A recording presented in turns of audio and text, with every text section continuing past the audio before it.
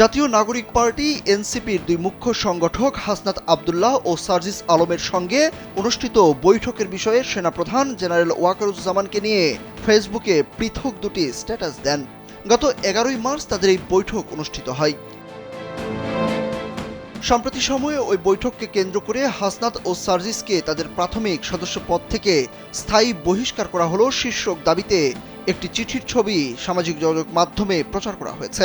হাসনাত আব্দুল্লাহ ও সার্জিস আলমের অব্যাহতি ও সদস্যপদ স্থগিত প্রসঙ্গে ছড়িয়ে পড়া ওই চিঠিতে বলা হয়, জাতীয় নাগরিক পার্টির এক জরুরি সিদ্ধান্ত মোতাবেক কেন্দ্রীয় কমিটির মুখ্য সমন্বয়ক দক্ষিণাঞ্চল হাসনাত আব্দুল্লাহ ও মুখ্য সমন্বয়ক উত্তরাঞ্চল সার্জিস আলমের বিষয়ে আওয়ামী লীগ সংশ্লিষ্টতা, দেশপ্রেমিক সেনাবাহিনীর সাথে বৈরী সম্পর্ক তৈরি, পার্টিতে সিনিয়রদের সঙ্গে বেয়াদবি। ওয়ালটন আবারও মিলিয়নিয়ার অফারে ওয়ালটন ফ্রিজ কিনে আপনিও হয়ে যেতে পারেন মিলিয়নিয়ার।